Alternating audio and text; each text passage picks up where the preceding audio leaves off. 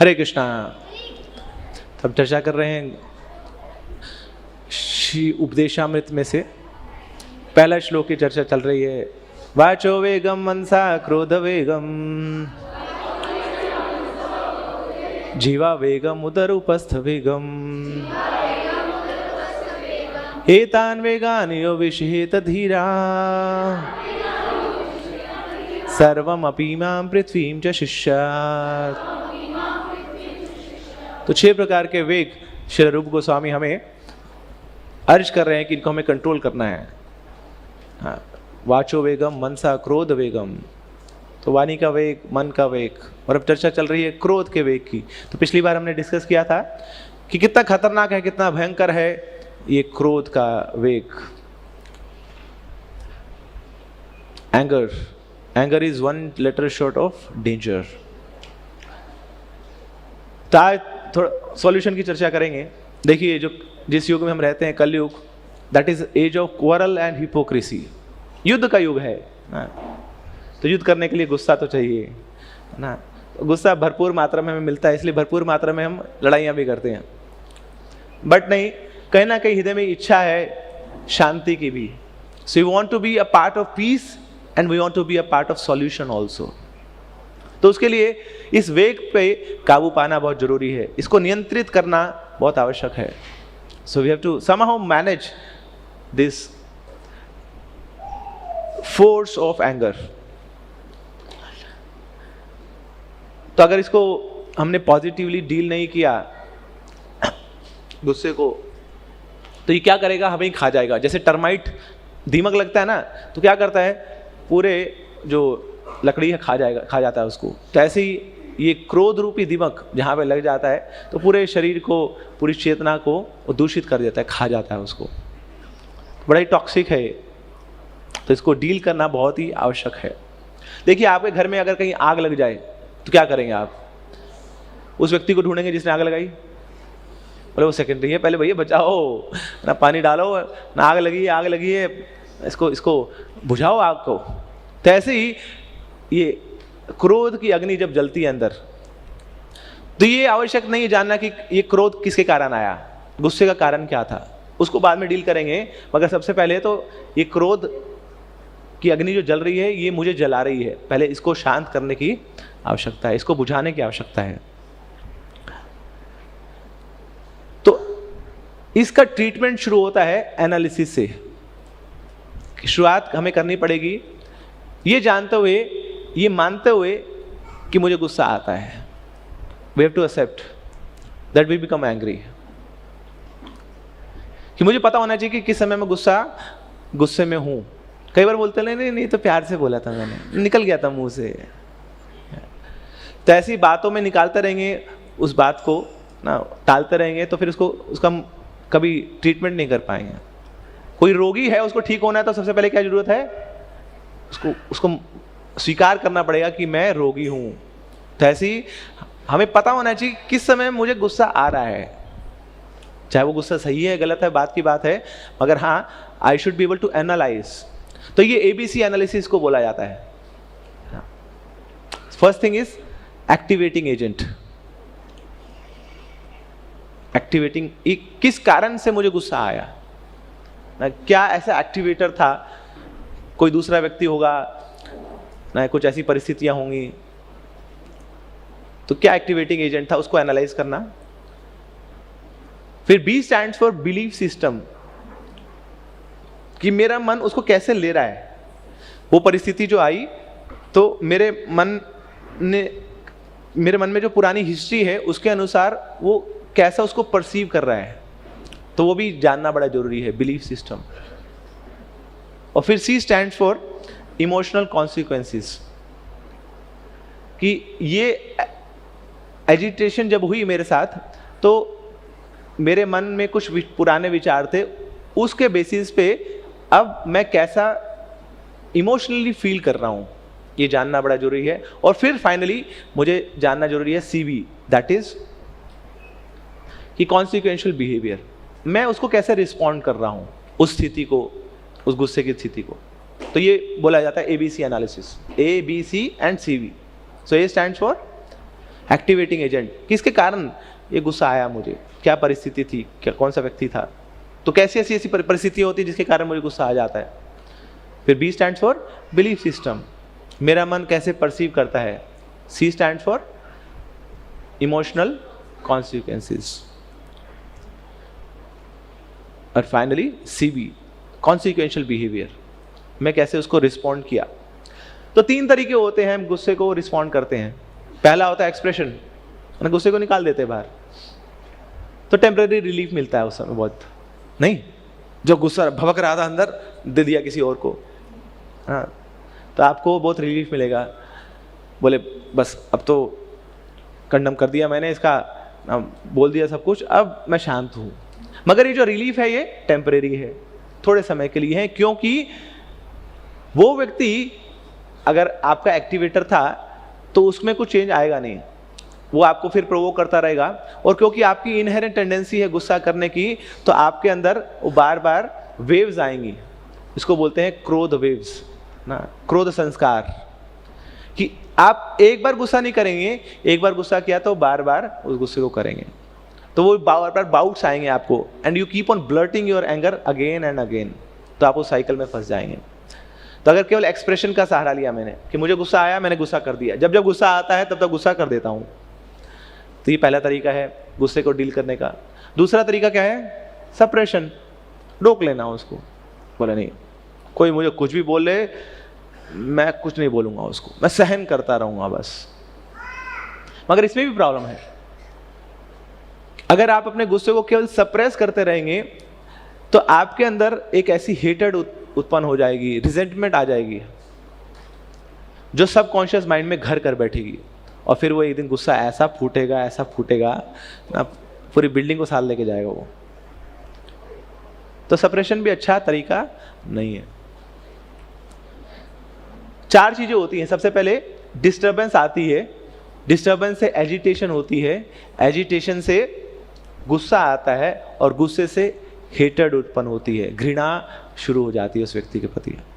सोच के देखिए, ऐसे ही होता है, थोड़ा सा कुछ टिंकर किया किसी ने आपको, उससे क्या हुआ, डिस्टर्बेंस से एजिटेशन हो गया, आप उत्तेजित हो गए, अब उत्तेजित होने से गुस्सा आने लग रहा है, और गुस्से से उस व्यक्ति के प्रति घृणा आ गई है, रिजेंटमेंट की, इसके साथ मैं बैठ नहीं सकता, इसको मैं देख नहीं सकता, इसके साथ मैं बोल नहीं सकता। ये है क्यों, ना सामने दिख क्यों रहा है, इसका अस्तित्व है ही क्यों। तो इस लेवल तक हमारा गुस्सा परिवर्तित हो जाता है। तो ऐसा ना हो, तो इसलिए सप्रेशन भी हमें नहीं करना है, क्योंकि आप सप्रेस करते रहेंगे तो वो हेटेड की भावना अंदर घर कर बैठेगी, और वो हमारे डे टू डे एक्टिविटीज को हमेशा परेशान करेगा। Will lose our behaviour, regular behaviour, क्यों, क्योंकि वो घृणा अंदर घर कर बैठी है, बार बार परेशान कर रही है। तो फिर क्या करना है, एक्सप्रेशन भी नहीं करना है, सप्रेशन भी नहीं करना है। तो sir what is the right way to address anger. तो उसके लिए हमारे आचार्य बताते हैं बहुत सिंपल तरीका है, that is sublimation. So neither to express anger, neither to suppress anger, we have to sublime the anger. मतलब उस गुस्से, वो जो गुस्सा जो हमें जला रहा है, उस गुस्से को जला देना है, गुस्से को भस्म कर देना है। So before anger Burns you, you burn the anger. ये कैसे होगा, तो प्रिंसिपल तो हमें समझ आ रहा है, मगर प्रिंसिपल को अप्लाई करने के लिए हमें फिर शास्त्रों के पास जाना पड़ेगा। तो श्रीमद् भागवतम 1927 बताती है, अगर आप गुस्से से मुक्त होना चाहते हैं तो उस व्यक्ति को क्षमा करने की कला सीखनी पड़ेगी। So you have to burn the anger by using the sword of forgiveness. तो जब तक ये क्षमा की भावना नहीं आएगी तब तक निश्चित है कि गुस्से की अग्नि में हम जलते रहेंगे, और गुस्से की अग्नि को ही जला देना आपको, तो क्षमा की भावना लानी पड़ेगी। एक बहुत सुंदर सेइंग है ना, मे the wicket become virtuous, may the virtuous become tranquil, may the tranquil become free and may the free make others free। सुना आपने, इसका हिंदी वर्जन सुना आपने, सर्वे सुखिनः भवन्तु सर्वे भवन्तु निरामया सर्वे भद्राणि पश्यन्तु मा कश्चित् दुःखभाग् भवेत्। कि जो विकेट है, जो शैतान है, वो धार्मिक बन जाए, जो धार्मिक है वो शांत हो जाए, ट्रैंक्विल, वो डिवाइन हो जाए, जो डिवाइन है वो मुक्त हो जाए, और जो मुक्त है वो दूसरों को मुक्त कर दे। मगर शुरुआत कहाँ से है? जो शैतान है ना, वो एक धर्मात्मा बन जाए। अब शैतान आदमी कभी धर्मात्मा बनेगा नहीं, केवल एक जगह बनेगा, वो है आपकी नजरों में। आप ही शैतान आदमी को धर्मात्मा बना सकते हैं, क्योंकि शैतान शैतानी तो छोड़ेगा नहीं, मगर आप उसको धर्मात्मा मान सकते हैं तो फिर वो धर्मात्मा हो जाएगा आपकी नजरों में। यही भगवान गीता में बोलते हैं ना, बड़े सुंदर श्लोक है ना ये। I like this shloka very much. अपि चेत सुदुराचरो भजते माम अनन्य भाग साधुरेव समन्तव्य सम्यक व्यवस्थितो ही सा। कई बार क्या होता है, भक्ति में कोई व्यक्ति गलती कर देता है, इंटेंशनली या अनइंटेंशनली फॉल डाउन हो जाता है उसका, कुछ ऐसा प्रतीत होता है कि गिर गया ये, कभी कुछ नियम टूट गए या कुछ भला बुरा बोल दिया, तो ऐसा होता है। हाँ, दूसरों के साथ भी होता है, हमारे साथ भी होता है। तो अपि चेत सुदुराचरो, अगर कभी ऐसा व्यक्ति आपको दिखे कि उसने सुदुराचरण कर दिया है, एक तो है दुराचार और एक है सुदुराचार, मतलब बहुत ही गंदा कुछ एक्टिविटी उसने कर दिया, मगर उसके बावजूद अगर वो भक्ति में लगा हुआ है, तो आपको उसको क्या मानना है? अपि चेत सुदुराचारो भजते माम अनन्य भाग। भगवान बोले अगर वो मेरे भजन में लगा हुआ है अनन्य भाव से, साधुरेव समन्तव्य, उसको क्या मानना है? साधु मानना है। बोले ऐसे थोड़ी होता है यार, गलती करी है उसने, उसको साधु मानूं? हम तो साधुओं की वेट करते रहते हैं कब वो गलती करे, मगर ये गलती कर रहा है उसके बाद उसको साधु मान लें। तो भगवान बोल रहे हैं इसका फायदा क्या होगा अगर आप उसको साधु मान रहे हैं? क्षिप्रम भवति धर्मात्मा, अगले श्लोक में बता रहे हैं, क्षिप्रम भवति धर्मात्मा शाश्वत शांति में निगच्छति कौन्तेय प्रति जानाहि न मय भक्त्या प्रणश्यति। क्षिप्रम भवति धर्मात्मा, कि वो व्यक्ति बहुत जल्दी धर्मात्मा बन जाएगा। कौन व्यक्ति? कौन व्यक्ति जिसने दुराचार किया है? अरे वो नहीं, वो व्यक्ति जो उस व्यक्ति को सोच रहे हैं कि दुराचार करने के बाद भी वो साधु है, ऐसा जो मान रहा है, वो व्यक्ति क्या बन जाएगा? धर्मात्मा बन जाएगा। समझ पा रहे हैं आप? मुश्किल है। एक व्यक्ति है ए, वो घृणित कार्य करे हैं उसने, मगर उसके बाद भी भगवान की भक्ति में लगा हुआ है, और बी ने एक को देख लिया, बोले यार ये तो बड़ा चालू आदमी है, धोखेबाज है ना, ऊपर माला पहन लेता है और अंदर गलत काम कर दी इसने। मगर बी सोच रहे नहीं नहीं भक्ति में तो लगा हुआ है ना, भक्ति में लगा हुआ, तो ए क्या है? साधु है, साधु है, साधु है, साधु है, साधु है। तो बी क्या मान लेगा? ये बोलते बोलते बी क्या बन जाएगा? भगवान की नजरों में धर्मात्मा बन जाएगा। बेशक ए गलत कर रहा है, मगर गलत करने के बाद भी बी ए को मार रहा है कि ये साधु है, तो भगवान की नजरों में बी धर्मात्मा बन जाएगा। क्या गूढ़ फिलॉसफी देते हैं भगवान गीता में। हाँ, ऊपर से पढ़ेंगे तो कुछ नहीं समझ आएगा ना। तो सब कॉन्शियसनेस का खेल है। तो क्षमा ना, ये जो क्वालिटी है, that is considered divine. To err is human but to forgive is divine. गलती करना ये तो मनुष्य की चेतना है, उसका स्वभाव है, मगर गलती करने के बाद भी उस व्यक्ति को क्षमा कर देना, ये तो दिव्यता है, दैट इज डिवाइन नेचर।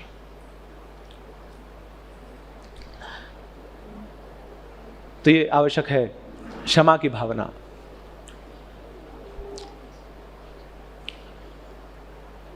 तो भक्तों के 26 गुण बताए गए हैं, जिसमें एक गुण है क्षमाशीलता। तो ये साधु का गुण है। तो इसके साथ एक और चीज की आवश्यकता है। क्षमा कब कर पाएंगे? जब आप ऑस्टियर होंगे, जब आप तपस्या कर पाएंगे। तपस्वी व्यक्ति ही क्षमा कर सकता है। जैसे बताया जाता है, जो नशा करता है तो वो ऑस्टेरिटी नहीं कर पाता, तपस्या नहीं कर पाता है। तो जो नशा करता है वो कभी अपने क्रोध को कंट्रोल नहीं कर पाएगा, क्षमा नहीं कर पाएगा। इसलिए जो नशेड़ी व्यक्ति है हमेशा क्रोध कर रहा है। क्यों? क्योंकि कभी वो तपस्या नहीं कर सकता, और क्योंकि तपस्या नहीं कर सकता इसलिए कभी वो क्षमा नहीं कर पाएगा। तो austerity is also very much required. Bhagavat बताती है, महाराज ऋषभ देव बोलते हैं अपने पुत्रों को, नायम देहो देह भाजाम निलोके कष्टान कामान अर्हते विड्भुजाम ये तपो दिव्यम पुत्र का ये न सत्वम। तो क्या करो, तुम तप करो, तप मतलब ऑस्टेरिटी करो। बाकी अपने इंद्रियों के वशीभूत हो जाना, इंद्रिय भोग में लगे रहना, ये तो स्टूल ईटर्स के लिए भी अवेलेबल है। जो मल खाते हैं ना वो भी काम करते हैं, इंद्रिय तर्पण करते रहते हैं। मगर अपने इंद्रियों में संयम रखना और तप करना, ये दिव्यता है। तो तपो दिव्यम पुत्र का ये न सत्वम, तुम सतोगुण में आके ऑस्टेरिटी करो, तपस्या करो। इसका फल क्या होगा? शुद्धयेत अस्मात् ब्रह्म सौख्यम तो अनंतम, तुम्हें ऐसा ब्रह्म सुख मिलेगा, मतलब यू विल गेट हैप्पीनेस तो अनंतम, दैट विल बी परमानेंट, जो कभी खत्म नहीं होगी, जिसमें कभी रुकावट नहीं आएगी। तो तपस्या से क्या मिलती है? तपस्या से आनंद मिलता है। तो कोई व्यक्ति आपको बहुत गुस्सा कर, या कुछ उसने आपके साथ ऐसा कर दिया कि आपके अंदर बहुत गुस्सा आ गया, मगर आपने अपने तप से उस व्यक्ति के प्रति गुस्सा भी नहीं किया और उसको क्षमा भी कर दिया, तो ये जो फीलिंग है ना, that will bring so much happiness inside. नहीं तो हम क्या करेंगे, कुत्ता भौंकता है तो हम भी कुत्ते की तरह भौंकने लग जाते हैं वापस। तो अल्टीमेटली क्या बन जाता है फिर? भौंकने वाला कौन होता है? कुत्ता। तो वही फीलिंग आती है, मैंने भी वैसी काम कर दिया जो वो कर रहा था। What is the difference between that person and my self? तो हम अपने आप को अलग फील महसूस कर पाएंगे कि नहीं, हम उन जैसे नहीं हैं। भगवान की कृपा से हमें भक्ति मिली है तो कुछ अलग है। हम प्रभुपाद जी के मूवमेंट से जुड़े हैं, हम प्रभुपाद जी के अनुयायी हैं, तो वो खून हमारी रगों में दौड़ रहा है। तो will take pride in that position of being a devotee, of being a saint. और फिर उस व्यक्ति को क्या देखेंगे हम? अरे ये तो इंस्ट्रूमेंट है, मेरे कर्मों को वापस दे रहा है मुझे। ये तो पोस्टमैन की तरह है। पोस्टमैन क्या करता है? डाकिया डाक लाया है ना, तो डाक लाता है, आपको दे देता है। तो कई बार उस डाक में चेक भी होते हैं और कई बार उस डाक में क्रेडिट कार्ड के बिल भी होते हैं। वही सेम डाकिया है, दोनों चीजें आपके पास ले आता है। तो ऐसे ही कोई व्यक्ति आपके पास आया जिसने आपको गुस्सा दिलाया, मगर वो कर क्या रहा है? वो आपके पुराने कर्मों के गुड्स आपको देके जा रहा है, दैट्स इट। बल्कि वो क्या कर रहा है? आपकी हेल्प कर रहा है ना, आपकी सेवा कर रहा है। आपके जो कर्म थे उसको निपटा रहा है वो। So in fact we should thank that person कि तुम मेरे कर्म निपटा रहे हो।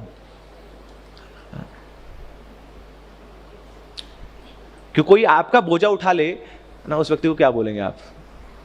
वो तो बहुत बड़ा हेल्पफुल व्यक्ति है, आप इतना बड़ा बोझा उठा के लेके जा रहे हैं ना, गर्मी में खूब पसीने बह रहे हैं, मगर वो व्यक्ति आगे बोलता है अरे तुम मत उठाओ, मैं तुम्हारा बोझा उठा लेता हूँ, ये पाप का बोझा मुझे दे दो।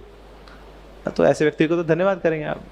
तो यही कर रहे हैं वो व्यक्ति कि कोई आपको एजिटेट कर रहा है, गुस्सा दिला रहा है, तो अगर हम ये फैक्टर काउंट इन करें कि नहीं ये मेरे कर्मों को ही मुझे वापस दे रहा है, तो मेरा कोई हक नहीं है इसके ऊपर वापस गुस्सा करने का। हाँ, मैं रुष्ट जरूर हो सकता हूं ना, उदास जरूर हो सकता हूं, बट मैं वापस गुस्सा नहीं कर सकता। सो सर्कमस्टांसेस, कई बार बोलते हैं ना परिस्थितियां ऐसी बन गई कि मुझे गुस्सा करना पड़ा। So circumstances can explain my emotions but they do not justify my actions.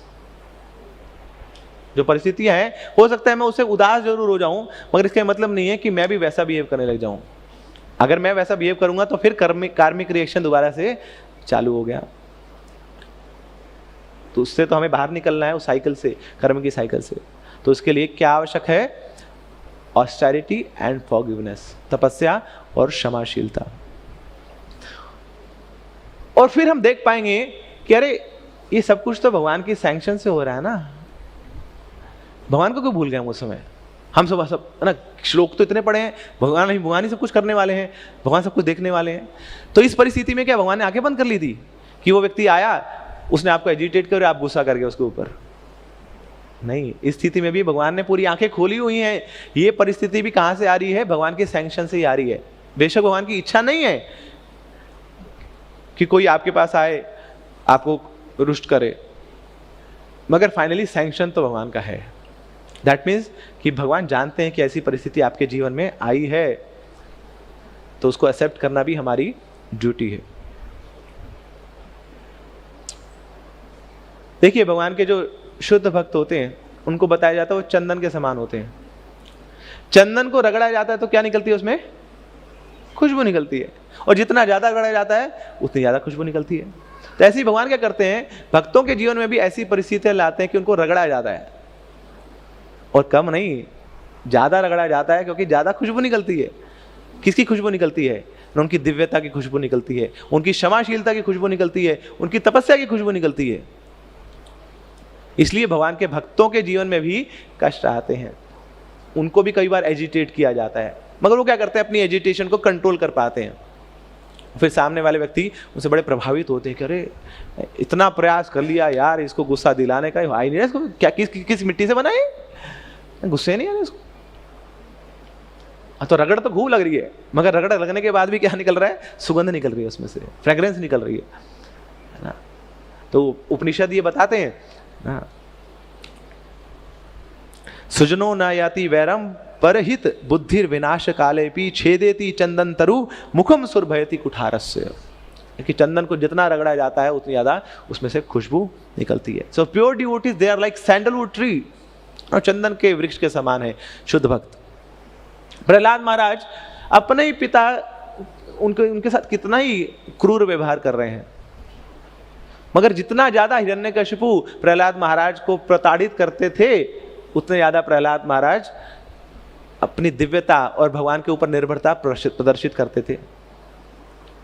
और उसको देखकर हिरण्यकशिपु इतना प्रभावित हो जाता था कि अरे कि क्या मेरा बेटा है कि इतना इसको पीट रहा हूं, कुछ कर रहा हूं, इसको गुस्सा ही नहीं आ रहा है। तो खूब रगड़ा गया प्रहलाद महाराज को भी, मगर उसके बावजूद भगवान की भक्ति नहीं छोड़ी, भगवान के ऊपर निर्भरता नहीं छोड़ी, और अंततः भगवान को आना पड़ा बचाने के लिए। सततम सत्यम विधातुम निज भृत्य भाषितम व्याप्तिम च भूतेषु अखिलेषु चात्मना अदृश्यताति अद्भुत रूपम उद्वहन स्तंभे सभायाम न मृगम न मानुषम। खंबे में से निकल आए और ऐसा रूप लेके आए जो आज तक कभी किसी ने देखा नहीं था, न मृगम न मानुषम, नरसिंहा। किसके लिए? अपने भक्तों के वचन को सत्य करने के लिए। सत्यम विधातुम निज भृत्य भाषितम, उनके जो भृत्य हैं, उनके जो क्लोजमेट्स हैं, उनके वचनों को सत्य करने के लिए भगवान किसी भी रूप में आने को तैयार है, किसी भी समय आने को तैयार है, खंबे में से निकलने को तैयार है। तो ये भगवान की करुणा है। कैसे भक्तों के लिए? जो चंदन के समान है, जो सहन करते रहते हैं। इसलिए ब्रह्मा जी भी बोलते हैं, बड़ा प्रमुख श्लोक है भागवत का, मेरे पीछे आप बोलिए। तत्ते अनुकंपाम सुसमीक्षमानो भुंजानेवात्म कृतं विपाकम हृद्वाग वपुर्भि विदधन नमस्ते जीवेतयो मुक्ति पदे सदाए भाग। तत्ते अनुकंपाम सुसमीक्षमानो, ऐसा व्यक्ति भगवान की अनुकंपा का पात्र बन जाता है। कौन? जो अपने जीवन में आई जितनी भी उसकी कष्ट है, जितने भी दुख है, वो सहन करता रहता है और ये मानता रहता है कि ये मेरे ही कर्म है, और भगवान की कृपा के लिए हमेशा वेट करता रहता है पेशेंटली। तो ऐसा व्यक्ति क्या है? जीवे तो यो मुक्ति सपदे सदा भाई भाग, कि जीते जी वो मुक्ति का कैंडिडेट है।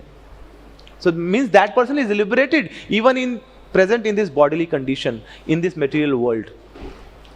कि बेशक आप भौतिक संसार में हैं, बेशक आप इस शरीर को धारण किए हुए हैं, पर उसके बाद भी वो मुक्त आत्मा है, क्योंकि वो सहन कर रहा है और ये मान रहा है कि जो भी मेरे साथ हो रहा है वो मेरे कर्मों का फल है। मगर हाँ, उसके बावजूद भगवान है ना, कृष्णा इज देयर, वो तो मेरे सुहृद हैं, वो सब देख रहे हैं, सब जानते हैं, वो मेरे फ्यूचर बड़ा अच्छा बनाएंगे, बस मैं उनकी भक्ति को छोड़ूंगा नहीं। तो ये कृष्णा सैंक्शन, ये एंगल भी वो व्यक्ति देख पाएगा। कौन? जो तपस्या कर रहा होगा और क्षमाशील होगा। तो शास्त्र में बताया गया कि 3 लोग हैं जो बड़े सिंपल होते हैं। पहला है हिरण, सिंपल है, क्या खाता है, घास खाता है, काम चला लेता अपना।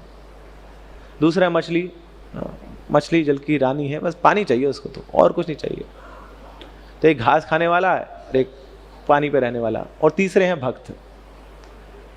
Simple, simple living, high thinking, है ना, सादा जीवन, उच्च विचार। साथ में बताएगा कि इनका कोई शत्रु नहीं है। इनके शत्रु हो सकते हैं मगर इनका कोई शत्रु नहीं है। जैसे हिरण है तो उसका शत्रु कौन है, शिकारी। मछली का शत्रु कौन है, मछुआरा। और भक्त का शत्रु कौन है, जो भगवान के द्वेषी लोग हैं, हिरण्यकशिपु, रावण जैसे, तो भक्त के शत्रु हैं। मगर ना तो हिरण किसी से द्वेष करता है, ना ही मछली किसी से द्वेष करती है, और ना ही भक्त किसी से द्वेष करता है। तो ये भक्त क्या करता है, हमेशा टॉलरेट करता रहता है। भागवत बताती है, बड़ा सुंदर श्लोक है भागवत का, तिरस्कृता विप्रलब्धा शप्ता क्षिप्ता हतापि नास्य तत्प्रति कुर्वन्ति तद्भक्ता प्रभवोपि ही। Even if a devotee is neglected, defamed, criticized, or even killed, a devotee is never ever aligned to take law in his hand, to react back. तो भक्त कभी भी रिएक्ट नहीं करता है परिस्थितियों पे, वो सहन करता रहता है। चाहे लोग उसको लाछन लगाएं ना, उसको क्रिटिसाइज करें ना, उसको डिफेम करें, वो सहन करता रहेगा। कि यश आया था भगवान की कृपा से, अपयश भी आया है भगवान की कृपा से। बाकी जो लोगों के कारण हो रहा है वो एजेंट है, और जो मेरे साथ हो रहा है मेरा कर्मा है। तो इस भाव में वो क्या करता है, स्वीकार करता है परिस्थितियों को।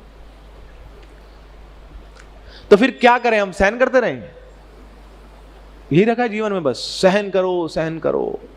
कोई गलत करे हमारे साथ, सहन करो। कितना सहन करें हम? तो नारद जी का एक सर्प शिष्य था, वो नारद जी के पास आके कंप्लेंट करता है, बोले नारद जी आपने बोला सहन करो, सहन करो, ये क्या बात हुई? अब मैं सांप हूं, वहां जा रहा था पार्क में और सामने बच्चे आ गए और बच्चों ने पकड़ लिया, दे पकड़ के मार रहे हैं मेरे को। सहन करके देखो क्या कितनी चोटें लगी, क्या सिखा दिया आपने, सहन करो, सहन करो। तो नारद मुनि बोलते हैं मैंने तुम्हें डंक मारने को मना किया था, है ना, अपने हिस्स दिखाने को मना थोड़ी किया था।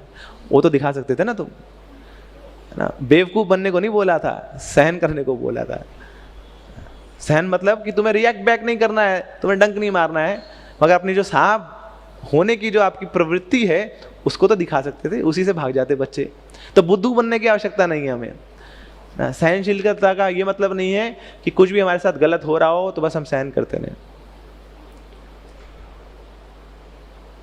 तो हमें ये हमारा अधिकार है ना, जब भी हम ऐसी परिस्थितियों में आए जहां पे खतरा है, तो हमारा अपने आप को बचाव करना ये हमारी ड्यूटी है, ये हमारा अधिकार है। ऐसा नहीं कि वो सामने वाला व्यक्ति चटनी बना दे हमारी, बोले सहन करना जी हमें, मगर सामने वाले की चटनी बनाने के लिए कभी हमें तैयार नहीं होना चाहिए। We should not be always over enthusiastic कि मैं दिखा दूंगा दुनिया वालों को कि मैं कौन हूं। तो इस प्रकार का बैलेंस हमें बनाना है। तो 3 जोन्स होते हैं, एक होता है पैसिव, एक होता है एग्रेसिव। तो दोनों ही बड़े खतरनाक है। पैसिव रहेंगे तो दुनिया वाले आपको एक्सप्लॉइट करेंगे, एग्रेसिव रहेंगे तो कभी आपका मन शांत नहीं होगा। एंड द थर्ड जोन जिसमें हमें रहना है, दैट इज असर्टिव, कि जिसमें अपने बुद्धि का प्रयोग भी हमें करना है, अपने मनुष्य होने का, है ना, जो हमारा धर्म है उसका पालन भी करना है, बेवकूफ नहीं बनना है, और साथ साथ पशुओं जैसा कार्य भी नहीं करना हमें। ओके, अब प्रश्न है कि ये सब याद रहेगा क्या हमें? जब सामने वाला कुछ बोलता है ना, तब ये एक, है ना, सारी लिखा चिट्ठी एक तरफ, है ना, फिर तो अंदर का जानवर जागृत होता है ना, फिर धाम धूम धड़ाके होते हैं। तो याद कैसे रहेगा ये? तो याद तभी होगा जब हम अपनी नेचर में इसको इंस्टिंक्टिवली इसको इम्बाइब करेंगे, इन प्रिंसिपल्स को। तो अगर गलती हो भी जाए ना, हमें गुस्सा आ भी गया, तो उसके बाद एक मौका हमेशा हमारे पास रहता है उस व्यक्ति के पास जाके माफी मांगने का। तो अगर चीजें याद रही जो हमने चर्चा कर रहे हैं, बहुत अच्छा है ना, आपने रिएक्ट नहीं किया, मगर अगर रिएक्ट हो भी गया तो उसके बाद भी वो मौका आपके पास हमेशा रहता है टू आस्क फॉर फॉरगिवनेस, कि हाँ उसमें पता नहीं क्या बताऊं, ऐसा जंगली जानवर चढ़ गया था मेरे पर, भूत चढ़ गया था, कंट्रोल नहीं कर पा रहा था मैं, मगर अब वापिस ना अपनी चेतना में वापस आया हूं, तो क्षमा कीजिए मुझे। तो क्षमा रूपम तपस्विना। तो श्रीमद् भागवतम बोल रही है, श्रील प्रभुपाद बताते हैं श्रीमद् भागवतम 12:1 में, In our dealings, there are so many faulty dealings between ourselves. If we take everything seriously, then it will be very difficult to live. कि हम जब आपस में एक दूसरे से बात करते हैं, चर्चा करते हैं ना, तो बड़ी सारी faulty dealings हो ही जाती हैं, ना चाहते हुए भी। मगर हर चीज को बहुत सीरियसली लेने लगे हम, कि उसने मुझे बोल कैसे दिया ऐसा कि मैं सेवा नहीं करता। अरे दिन रात पसीने बहाता रहता हूं, उसको क्या पता है सेवा नहीं करता, मैं आके देख मेरे सेवा नहीं करता, बोल कैसे दिया उसने। तो वो एक चीज को लेके आप पकड़ के बैठ गए बस ना, फिर आपके जो लाइफ है ना, that will become very horrible and very terrible.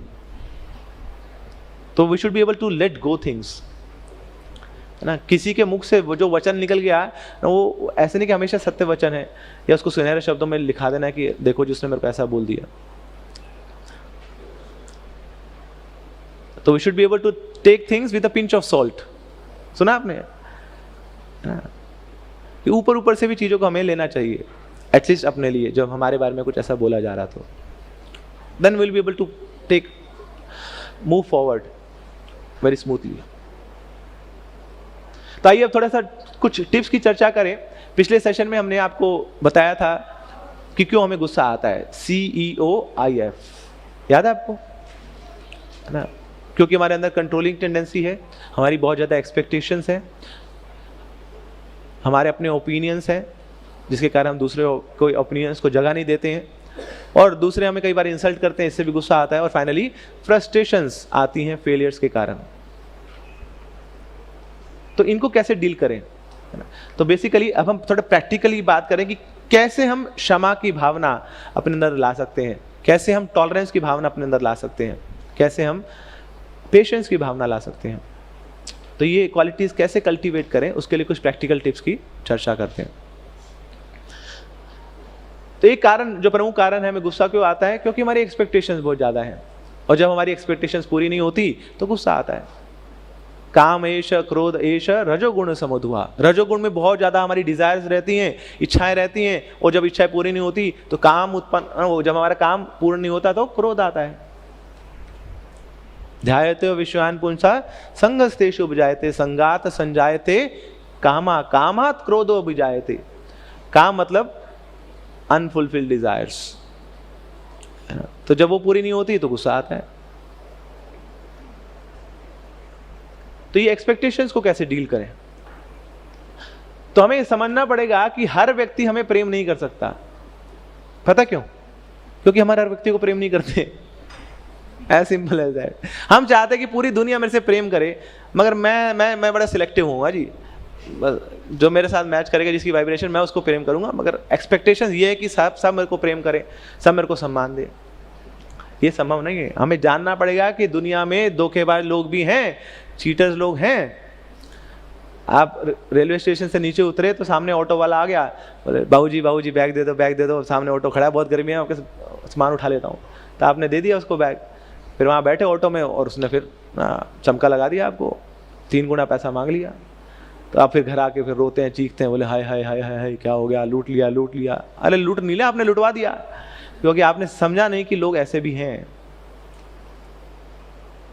तो जो एक्सपेक्टेशंस का बार है वो should keep it very low. जितना ज्यादा हम लोगों के प्रति अफेक्शनेट होंगे, और जितना ज्यादा हम विनम्र होंगे, जितना ज्यादा हम टॉलरेंट होंगे, जितनी ज्यादा ये स्पिरिचुअल क्वालिटीज हम इम्बाइब करेंगे अपने अंदर, उतने ज़्यादा लोग हमारी एक्सपेक्टेशंस पे खरे उतरेंगे। That is a golden rule. मतलब आप अपना स्पिरिचुअल लाइफ का स्टैंडर्ड जितना ज़्यादा बढ़ाएंगे ना, आपको ऐसे लोग मिलेंगे कि आपकी हर बात मानने को तैयार हो जाएंगे। और जीता जागता एग्जाम्पल है शिला प्रभुपाद। अमेरिका गए थे, खाली हाथ गए थे ना, कुछ नहीं था उनके पास।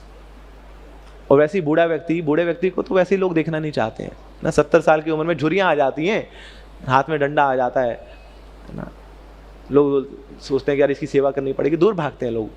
मगर प्रभुपाद जी के अंदर ऐसे दिव्य गुण थे, सब आकर्षित हुए प्रभुपाद जी से और उनके लिए कुछ भी करने को तैयार थे।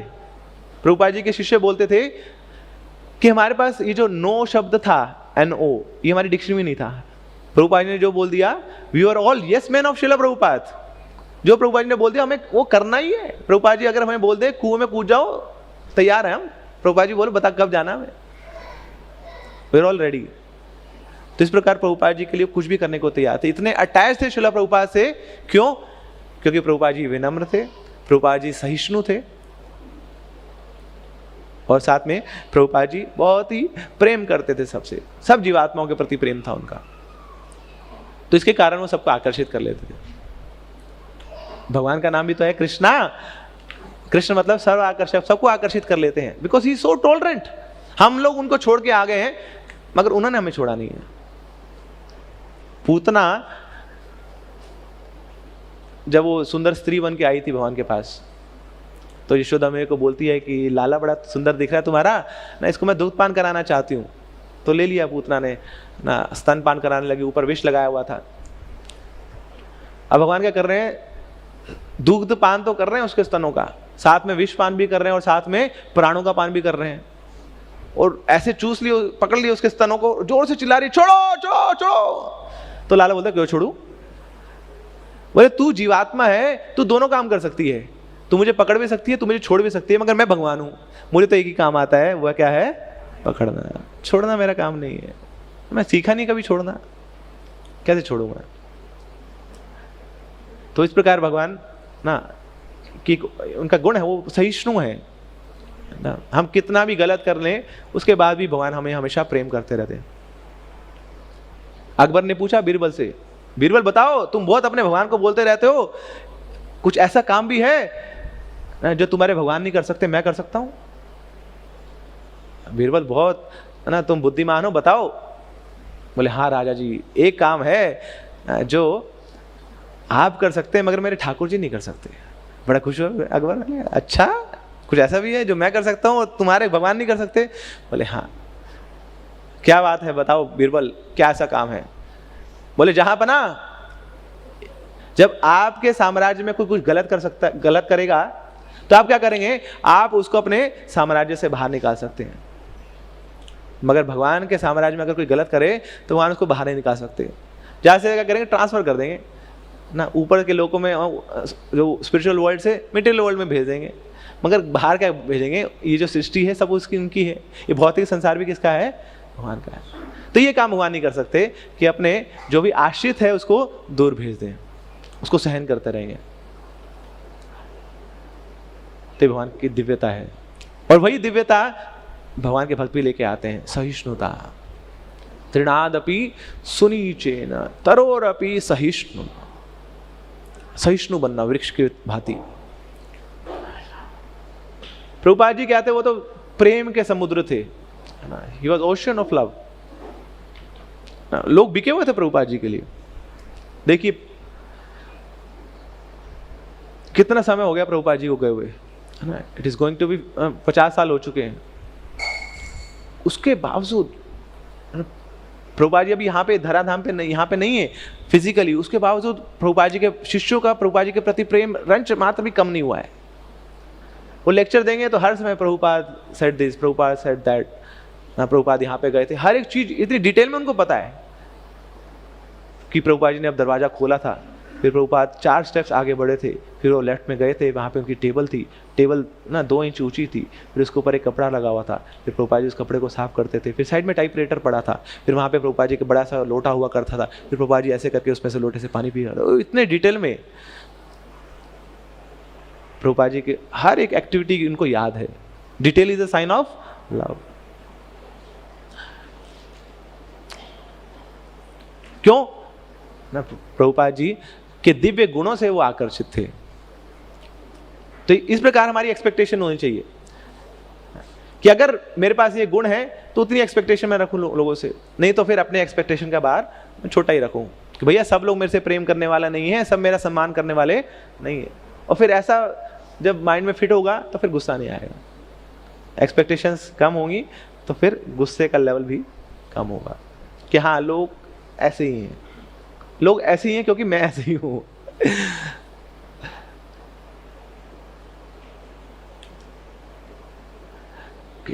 तो सेकेंड इज फेलियर्स। जब जीवन में उतार चढ़ाव आते हैं और असफलताओं को देखना पड़ता है तो फिर गुस्सा आता है। But failures are stepping stones to success. गिरेंगे नहीं तो आगे कैसे बढ़ेंगे? बच्चा दौड़ना सीख जाता है मगर कैसे?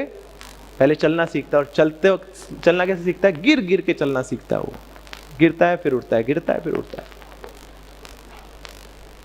प्रभुपाद जी ने इस्कॉन की स्थापना करी है ना, तो ये गुड बुक्स में आ जाता है ना। 1965 में श्रील प्रभुपाद ने इस्कॉन एस्टेब्लिश किया, मगर उसके पहले आप प्रभुपाद जी की जीवनी पढ़ेंगे ना, it is all full of failures.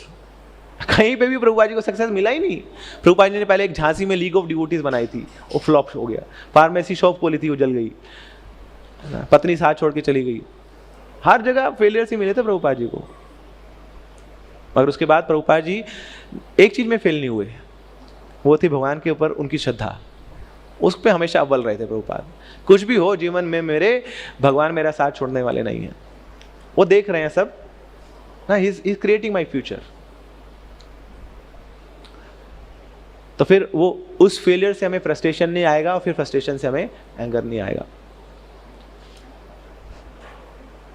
एक और चीज हम करते हैं वो कंपैरिजन, और कंपैरिजन के कारण ईर्ष्या होती है, ईर्ष्या के कारण क्रोध आता है। तो इनसिक्योरिटी रहती है हमेशा दूसरों से। तो हाँ, कंपैरिजन करना है तो बिल्कुल करिए, मगर किसके साथ कंपैरिजन करिए? अपने पास्ट के साथ एक्सपेरिमेंट कंपैरिजन करिए, दूसरों के साथ मत करिए ना, क्योंकि सब जीवात्मा अलग है। भगवान ने गीता में लिखा है कि I have created all living beings uniquely. सबके अंदर अलग अलग गुण है। कोई भी दो जीवात्मा एक जैसी नहीं है। तब एक जैसी नहीं है तो फिर कंपैरिजन कैसे करेंगे? एप्पल्स और ऑरेंजेस में कंपैरिजन नहीं होता है। तो जब जीवात्मा सब अलग अलग है तो कंपैरिजन किस बात का? हाँ, कंपैरिजन किससे होगा? आपका अपने अतीत के साथ कंपैरिजन करिए कि देखिए कि पहले मैं क्या था, अब क्या हूं, मेरी चेतना ऊपर गिरी है या नीचे गिरी है। वो comparison, that will be very healthy comparison, that will be very constructive comparison. उसमें हम बहुत जल्दी आगे बढ़ जाएंगे।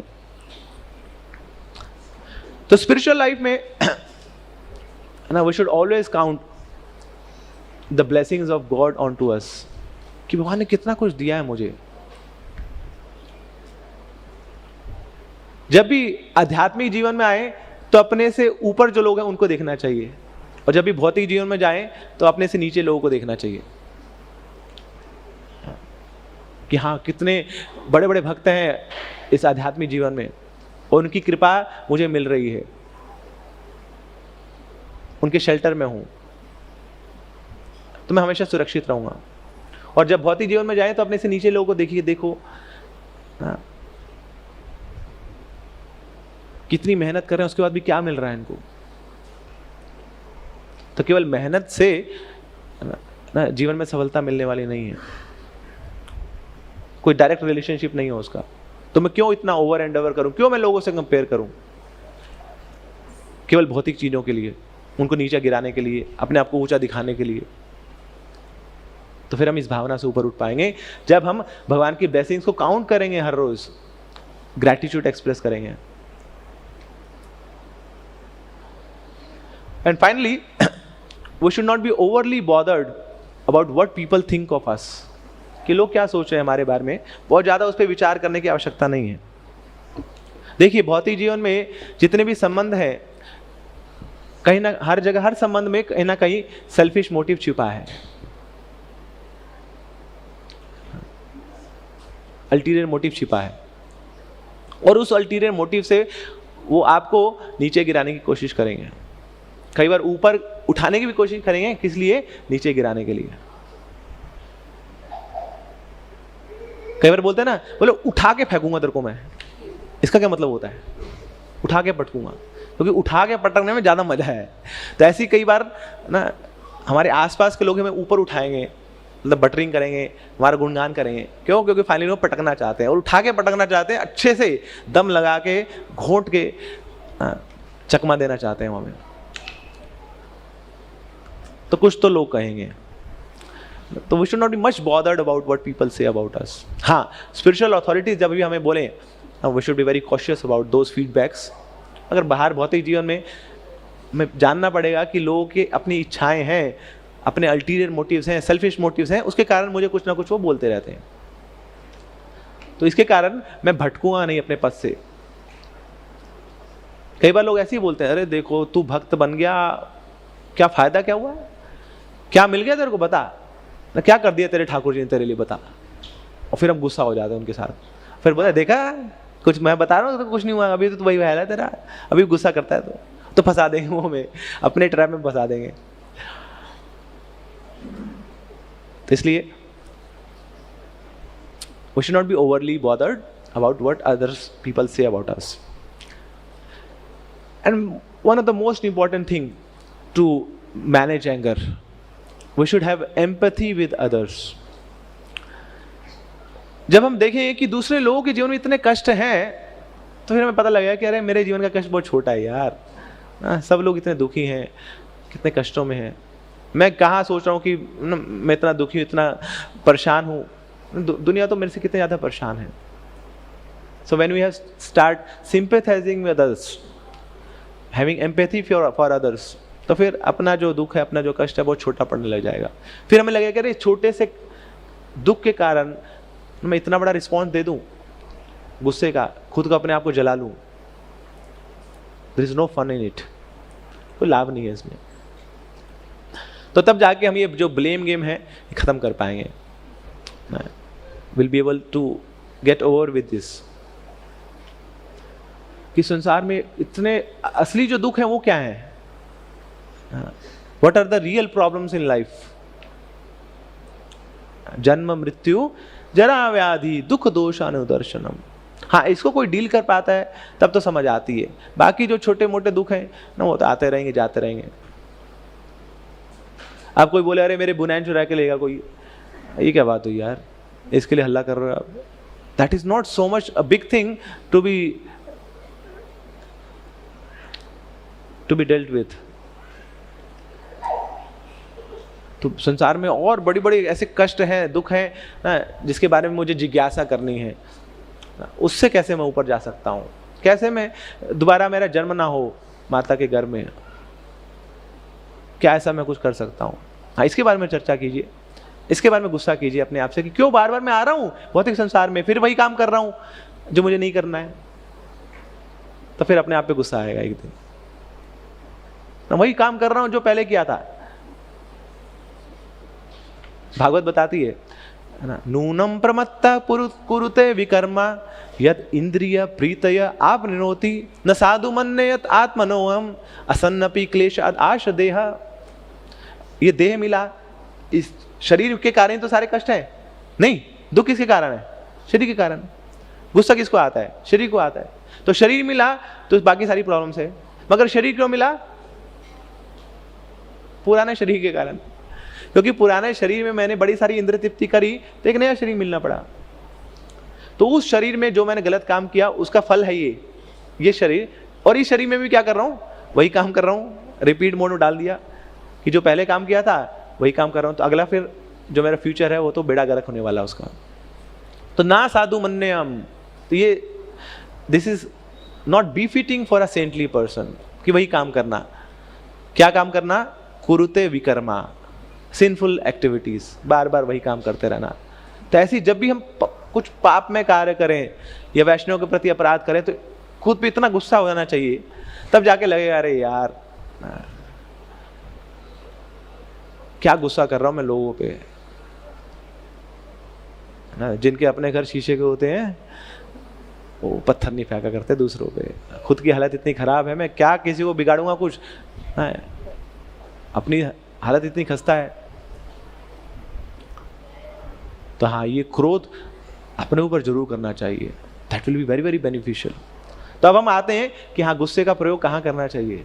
अब ये वेग है ना, रूप गोस्वामी बोलते हैं वेग मतलब आप उसको कंट्रोल तो नहीं कर पाएंगे, रोक तो नहीं पाएंगे, उसको डोवेटेल कर सकते हैं। तो फिर कहाँ पे गुस्सा करना चाहिए? So what is righteous anger?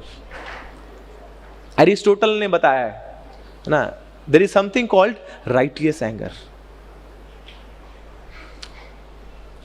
When it is my duty to be angry and I get angry, that is righteous anger. कि जहां पे मेरा धर्म है गुस्सा करना और वहां पे मैं गुस्सा करता हूं, तो राइटियस एंगर है। जैसे माता पिता बच्चे के लिए बच्चों पे गुस्सा करते हैं, दैट इज राइटियस एंगर। जैसे एक टीचर स्टूडेंट पे गुस्सा करते हैं, दैट इज राइटियस एंगर।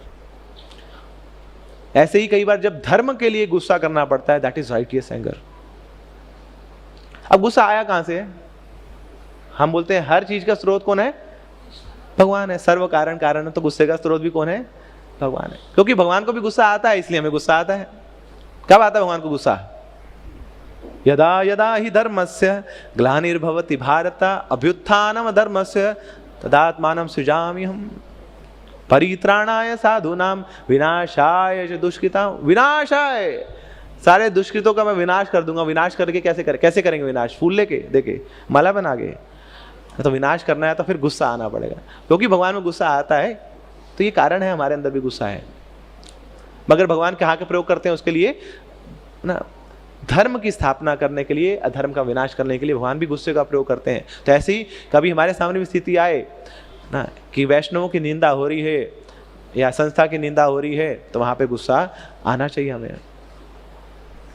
तो वहाँ मृत नहीं बन जाए हम, तो वहाँ पे विनम्र नहीं बन जाए हम, वहाँ पे भी गुस्सा आना चाहिए। हाँ, कैसे गुस्सा आना चाहिए, कैसे उसके डायनेमिक्स क्या है, वो हमें सीखने की आवश्यकता है। बट यस, अंदर से चेतना जागृत हो जानी चाहिए। सुप्त अवस्था से हमें बाहर निकलना है कि नहीं, ये गलत हो रहा है, ये गलत बोल रहे हैं, तो वहां पे गुस्से का प्रयोग होना चाहिए। हनुमान जी गए थे लंका, सहन नहीं कर पाए, क्या चल रहा है यहाँ पे, दुराचार चल रहा है, तो क्या गुस्सा आया उनको? क्या क्या गुस्से में पूरी लंका जला दी। तो that is a righteous anger. तो नरोत्तम दास ठाकुर बड़ा सुंदर बताते हैं ना, काम कृष्ण कर्म अर्पणे क्रोध कृष्ण भक्त द्वेषी गणे। हर एक जो वाइस है हमारी, अनर्थ है, उसको भगवान की सेवा में लगाया जा सकता है। तो काम कृष्ण कर्म अर्पणे, कि जो लोग ऑपोजिट जेंडर से बहुत ज्यादा आकृष्ट होते हैं, तो उनको क्या करना चाहिए? They should do hard labour in devotional service. बहुत ज्यादा लस्ट से वो प्रभावित हैं, अगर काम एकदम चढ़ा रहता है सिर पे, तो ऐसे व्यक्ति को क्या करना चाहिए? भक्ति में आके बहुत ज़्यादा हार्ड लेबर करनी चाहिए, परिश्रम करना चाहिए, अपना पसीना बहाना चाहिए, फिजिकल एक्टिविटी करनी चाहिए, तो काम सबलाइमली उड़ जाएगा वहाँ से। तो काम कृष्ण कर्म अर्पणे क्रोध कृष्ण द्वेषी गणे। और क्रोध क्या करना है? जो कृष्ण के द्वेषी हैं उन पे क्रोध कीजिए, जैसे हम पहले एक बार चर्चा कर रहे थे। श्रील प्रभुपाद ने भी क्रोध किया, और क्रोध कहाँ दिखता है? प्रभुपाद जी की बुक्स में भी दिखता है। मायावादियों के प्रति क्रोध कर रहे हैं, निर्विशेषवादियों के प्रति क्रोध कर रहे हैं, जो भगवान से द्वेष करते हैं, ईर्ष्या करते हैं, जो भगवान के रूप को नहीं मानते हैं, ब्रह्मवादी, उनको क्रोध कर रहे हैं प्रभुपाद जी बार बार बार बार ना। रास्कल्स, मूडा, फूल, प्रभुपाद जी लिख रहे हैं, क्रोध कर रहे हैं। But that is transcendental anger. तो क्रोध कृष्ण द्वेषी गणे। लोभ साधु संगे हरि कथा। तो ग्रीड भी होनी चाहिए। ग्रीड कहाँ प्रयोग कर सकते हैं? साधुओं का संग करने के लिए। लोभ, हमेशा लोभी होना चाहिए। और हरि कथा सुनने के लिए ये लालसा हमेशा बनी रहनी चाहिए। तो ये लोभ होना चाहिए, ग्रीड, लालसा। एक बार एक राजा था, बहुत सारी उसकी क्वींस थी, तो वो चला गया दूसरे देश और वहाँ से खत भेजता है कि मैं बाहर आया हूँ, तुम सबको कुछ चाहिए क्या?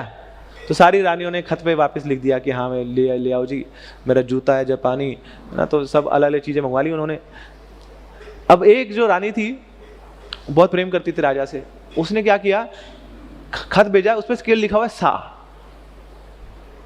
रेड कलर्ड उसका लेटर है, उस पर लिखा हुआ है सा। तो राजा को समझा सा क्या होता है ना, क्या कोई वो म्यूजिकल इंस्ट्रूमेंट लाना क्या, सारे गामा वाला, समझ नहीं आ रही कि सा क्या। फिर मंत्री को दिखाया, तो मंत्री बोलता राजा जी ये जो पत्नी है ना, इसको कुछ नहीं चाहिए। तो कुछ नहीं चाहिए, फिर खत क्यों भेजा है? बोले इसको कुछ नहीं चाहिए। फिर क्या चाहिए इसको? बोले इसको आप चाहिए। बोले आप चाहिए? आप लिखती ना, फिर ये तो सा लिखा है। बोले वही तो लिखा है, लाल कागज पे इसने लिखा है सा। इसको एक ही लालसा है, वो है आपकी लालसा। ऊपर सब कुछ ब्लैंक है, but she just wants yourself, she doesn't want anything else. तो इस प्रकार ये लालसा होनी चाहिए हमें, किसके लिए ना? भक्तों के संग प्राप्त करने के लिए और हरि कथा का श्रवण करने के लिए लालसा। तो लोभ साधु संगे हरि कथा, मोह इष्ट लभ बने। तो मोह होना चाहिए कहाँ पे? इष्ट लभ बने। जहाँ पे इष्ट हैं, ठाकुर जी हैं, वहाँ पे मोहित हो जाना चाहिए हमें। उनके विग्रह को देखकर, उनके नामों को देखकर, उनके रूप को देखकर, उनके धाम में बार बार जाने की इच्छा, ये लोभ होना चाहिए, ये मोह हो जाना चाहिए, अट्रैक्शन। मद कृष्ण गुण गाने, और मद हो जाना चाहिए, पागल हो जाना चाहिए, किसके लिए? कृष्ण गुण गाने। जा रहे देखे तारे कहो कृष्ण उपदेश ना, जिसको भी देखे उसको कृष्ण का उपदेश दें, कृष्ण की पुस्तक दें। तो ऐसे मदमस्त हो जाए हम, कहीं पे भी जाए तो हरि नाम शुरू कर दें। तो ये मद, ये पागलपन आ जाना चाहिए। तो नियुक्त करीबे यथा यथा। तो इस प्रकार हम अपने अनर्थों को भी नियुक्त कर सकते हैं भगवान की सेवा में।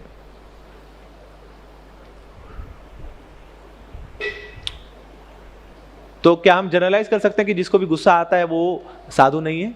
नहीं है। गुस्से का प्रयोग कहां हो रहा है और कैसे हो रहा है, दैट इज वेरी इंपॉर्टेंट। तो when can we get angry? कब हम गुस्सा हो सकते हैं?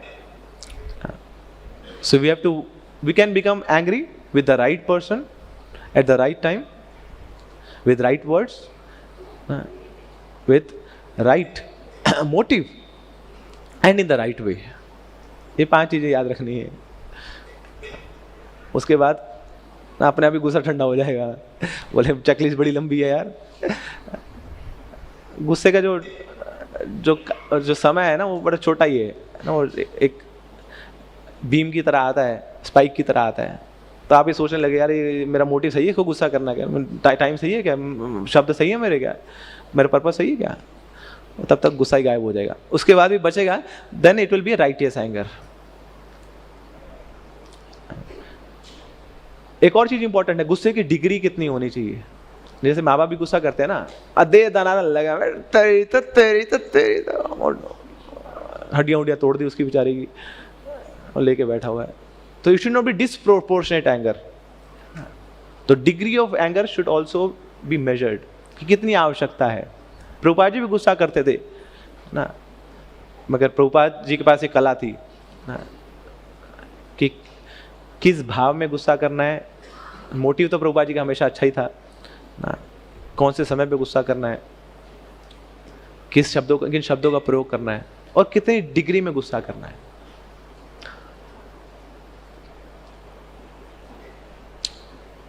एक और गुस्सा बड़ी राइटियस माना जाता है, that is for self transformation. अपने आप को बदलने के लिए अपने ऊपर गुस्सा करना। तो अपने ऊपर ही सनक चढ़ा लेनी चाहिए, यार मैं अच्छा आदमी नहीं हूँ, मैं घटिया हूँ, मैं लफंडर हूँ, किसी काम का नहीं हूँ मैं। तो ये सनक चढ़ जाएगी ना, तो ऐसे व्यक्ति बड़ी जल्दी आगे बढ़ जाएगा। अपने आप से गुस्सा कर रहा है बार बार, नहीं यार कुछ और अच्छा हो सकता था, कुछ और बेहतर हो सकता था, तो फिर हम परफेक्शन के लेवल पे चले जाएंगे। तो अपने आप को आइटरेट करते रहेंगे बार बार ना, ये टर्म आपने सुनी होगी, आइटरेशन। कंप्यूटर साइंस में जो लोग हैं उनको पता होगा, आइटरेट करते रहते हैं बार बार to finally achieve the desired success. तो ऐसे अपने आप को बार बार आइटरेट करते रहें कि नहीं थोड़ा सा और अच्छा हो सकता था, नहीं ऐसे और अच्छा हो सकता था, नहीं यहाँ पे गलती कर दी, ओ मुझे ऐसे नहीं बोलना चाहिए था। तो थोड़ा सा डिफॉल्ट मोड में रख के अपने आप को, then we should move forward. तो फिर दूसरों की जो गलतियां हैं वो हमें दिखेंगी नहीं, अपनी गलती पे हम अटके रहेंगे। That is very much required. किसी को जोल्ट करने के लिए, झटका देने के लिए भी गुस्से की आवश्यकता पड़ती है कई बार।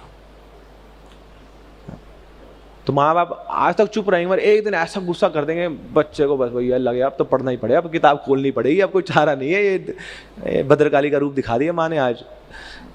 तो अपने आप वो जोल्ट करने के लिए भी गुस्से की आवश्यकता। गुस्सा आपने मतलब उसको फिजिकली कुछ नहीं बोला, but in terms of words ना झटका दे दिया उसको। श्री राम जी ने भी किया था ऐसा।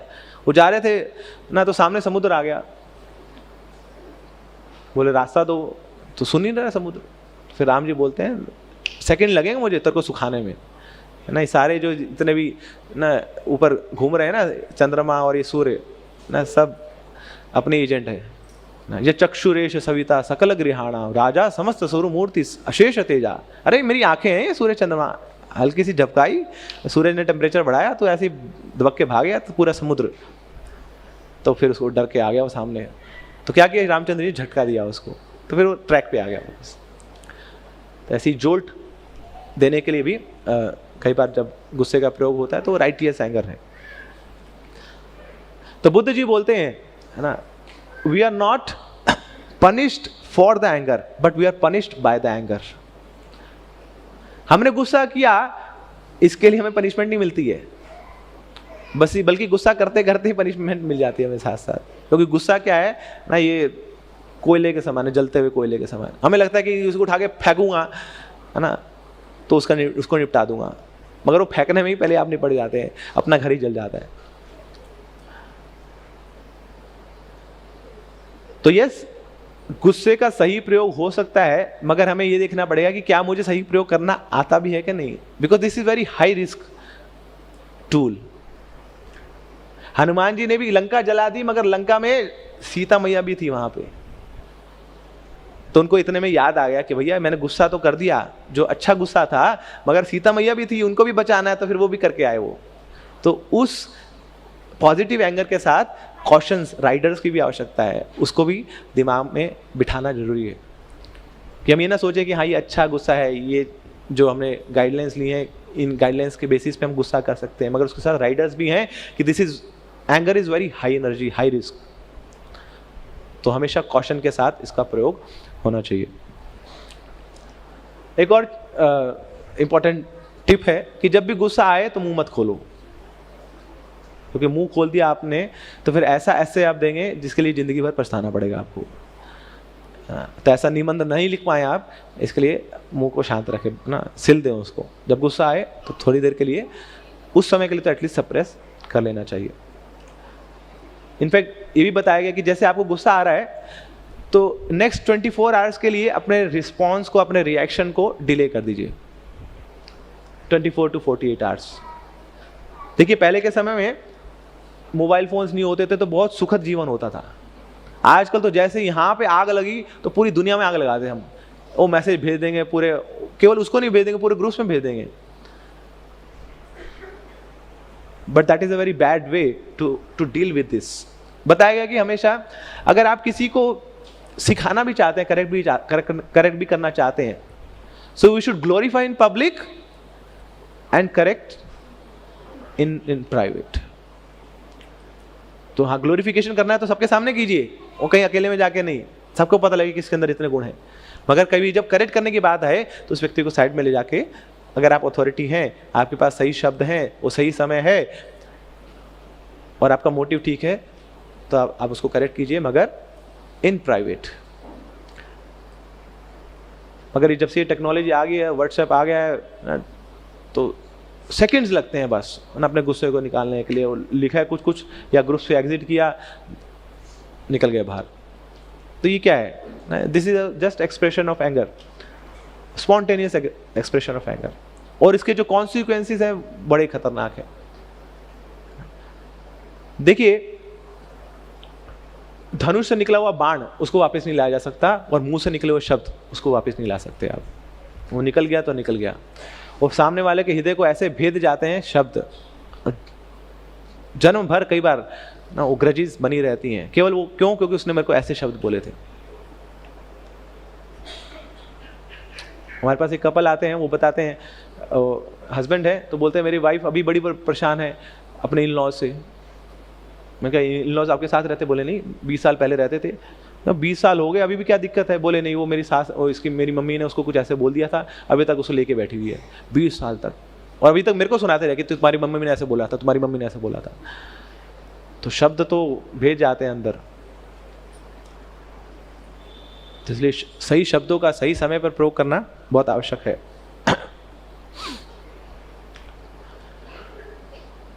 So finally